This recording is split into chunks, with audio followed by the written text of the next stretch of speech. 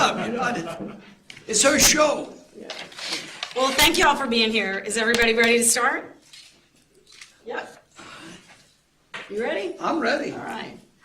Well, thank you all for being here. The purpose of this press conference was to discuss the fact that we are filing our brief today in the Ten Commandments litigation that was filed against the state law. And what we wanted to do, it was to bring everybody together to illustrate something that will be in our brief. So each one of these posters illustrates something that we believe represents a constitutional application of the law. So as we explain in the brief, the lawsuit is premature, and the plaintiffs cannot prove that they have any actual injury.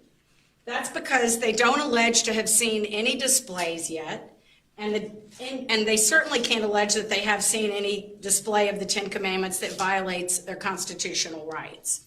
No defendant has actually posted the Ten Commandments on a classroom wall.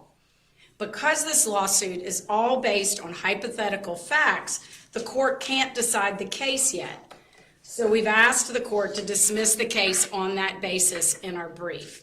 If you'd like a copy of the brief, it will be filed later today, and it'll be posted on our website, so you'll be able to get a copy of the brief. The court doesn't need to reach the merits of this case, but as we've explained in the brief, if the court does reach the merits, the plaintiffs have to show that every application of this law is unconstitutional. They cannot meet that burden. In our brief, we illustrate that there are countless ways to constitutionally comply with the law. Every one of these posters illustrates at least some ways that you could constitutionally comply with the law. This is one of my personal favorites. I also like the one that refers to Chief Justice Marshall.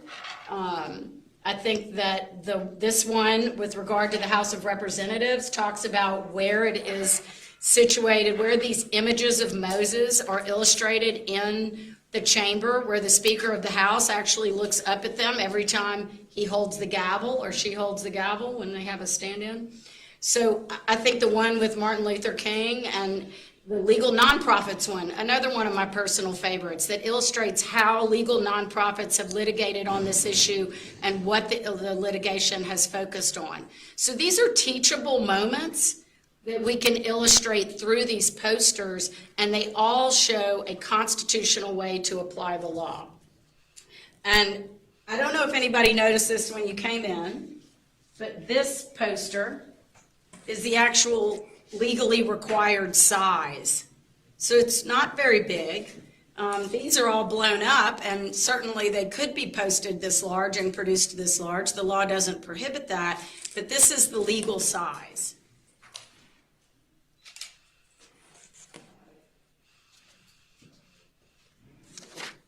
These posters will be donated if they are produced. If anybody decides that they want to produce these posters, they can be produced and donated to schools. So no public funds are required to be spent to produce these posters.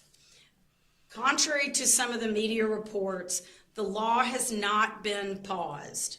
It's not blocked in any way. The compliance date for the law is January of 2025, and that has not changed. So just to be clear, we believe that there are numerous ways that this law can be applied constitutionally and that create really, really powerful teaching moments for students in our schools. And I hope that you'll take some time to walk around and look at all the different posters. I'm going to turn it over to Governor Landry if he'd like to make some comments. Sure. First, I want to thank the Attorney General for inviting me here. It's great to be back in the Livingston building. You know, it's interesting because when I became the AG 8 years ago in and out of government and she took over, we put a painting in this building of Moses right here. It's been here for over 8 years now. The Attorney General has left it up there. It was an unbelievable painting called Justice for All. And I think if we go back and we think about a quote that John Adams said, where he said that our Constitution was made only for a moral and religious people. and it is wholly inadequate to the government of any other. And if we look at where we are in this country, if we look at the divisiveness that exists, if we look at the anger that some people exhibit in the way that others want to be governed, I think he speaks very frankly about it. You know, I did not know that the Ten Commandments was such a bad way for someone to live their life. And I believe that the legislature was only following the will of the people of the state. Because when you look at the sheer votes that were cast in the support of this bill, it was done in a bipartisan support. So let me again repeat this, that the people of Louisiana in a bipartisan measure spoke through this bill. I also believe that the people of the state back in last year envisioned exactly what we are standing here to do. They elected the Attorney General and placed their confidence in Liz Muriel firmly because they believed that she was the right person to be able to defend their liberties, their constitutional rights, and their way of life. As she spoke about, Moses has always been the original lawgiver.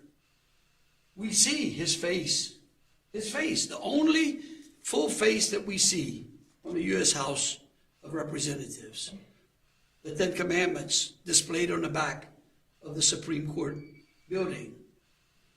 Every morning that the United States House opens up for business, it opens up in a prayer. And yet we deny, our government in some fashion denies our citizens the right to appreciate the very things that those that they elect to the highest offices or are appointed to the highest offices can endorse. And so I just, again, I just wanted to come here to show my support. I can tell you that the Attorney General has the full support of the governor's office, the full support of the legislature as we make our way through implementing this law. And I also believe that those school districts that heed advice and counsel of the Attorney General, I feel that we will be absolutely successful in upholding this law. And with that, I'll turn it back over to the Attorney General. Thank you all for being here. We'll take any questions if you have any questions. Ms. Merrill, how much money have we budgeted for this fight, and are your attorneys going to be handling it, or have you contracted that out to an outside law firm? Internally, we're handling it internally through my Solicitor General's staff. And you can see what fantastic work they do when you read their brief this afternoon when it's filed. So all handling it internally. I don't have any budget created specifically for outside counsel. Governor, you said that Americans are being denied what is practiced in the U.S. House, such as the prayer in the morning. Are you saying that there should be prayer allowed in public schools as well? Well, what I'm saying is there actually are prayers in public schools right now because kids have they don't leave their First Amendment at the door of schoolhouses when they get there. We published a book back when I was Attorney General on the religious rights of students. What I'm saying is that if we start from a moral perspective, okay, then maybe we'd have a little bit more peace in our society and in this country. I mean, we have seen when we place our faith in those moral commandments. Again, the Ten Commandments is not symbolic of any one particular religion. Many religions share and recognize the Ten Commandments as a whole. So really and truly, I don't see what the whole big fuss is about. And may I ask either of you, for the children who may not believe in God and see this in their classroom, or parents who are upset that they may be in their child's classroom, what should they do? Well, here's what I would say. I think we've forgotten in this country that democracy actually means majority rules. For some kind of way over the last 2 decades or so, for whatever reason, our government has flipped the script, or the people believe that we flipped the script. When you elect people, you elect them by a majority. that majority gets to rule. That does not mean that if you don't like something, you have a right to impose that which the majority likes. And so what I would say to those parents is that if those posters are in school and they find them so vulgar, just tell the child not to look at it. Well, and I would just point out that the legislature passed a law. The law has been challenged in a court, and they've made certain allegations about that law. I'm here to show you that we can apply this law constitutionally. And so, you're asking a question that's a bigger question, I think a larger question that goes beyond the boundaries of the litigation. And, that's a legislative policy decision. And I think that the legislature, in passing this law, I perceived it as a statement that the legislature and a representation of the people that all of those legislators represent are frustrated. They are frustrated with the lack of discipline in our schools. They're frustrated with the inability of the whole system at this point to impose some rules of order. And so they went back to one of the original lawmakers who imposed order. And they said, maybe this will help, and it'll at least help start a conversation about order and why rules matter and what the rule of law means. I mean, that's the fundamental message that exists in our legal structures about Moses and what Moses stood for and the Ten Commandments stood for within our legal structure and our legal foundation. He is considered to be one of the original lawmakers and someone who contributed to the legal foundations of our country. That's a legitimate message for us to deliver in our schools, and it might also help deliver a message that does translate to other religious traditions, that we need order in order to be able to advance the educational mission.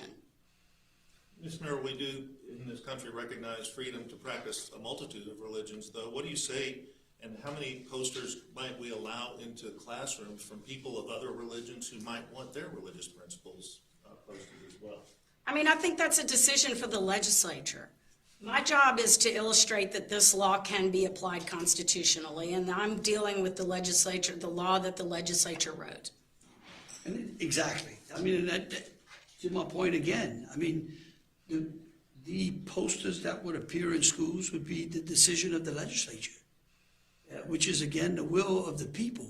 And I think we forget that. We get caught up in that at some point in time and think that the legislature is out there acting really on their own. But I can promise you, and Ms. Muro can attest to that, they don't do anything over there that they think is going to throw them out of their seats, right, or unelect them. I think that they're out there reflecting the will of the people of the state of Louisiana. Maybe two more? Well, thank you all. Yeah, one more? Are you aware of any schools implementing these posters yet? No, because they haven't actually been produced. Okay. And when it comes to donations, what happens if there's not enough donations made to supply enough posters? I mean, I think the law provides for people to make donations, and they'll produce posters as they can. I mean, I'm not sure what the total number would be that need to be produced or how much that would cost. And Ms. Muro, just to be clear, are you saying that all these posters are ways that you believe this law can pass constitutional muster by presenting them as teaching moments? Yes, I mean, and just to kind of go back to to something that I think is important to understand in the legal structure here. What the burden of proof is for the plaintiffs in this case is to show that there is not a single way to constitutionally apply this law. That's what a facial challenge to a law is. It is a challenge that says there is no possible constitutional application of this law.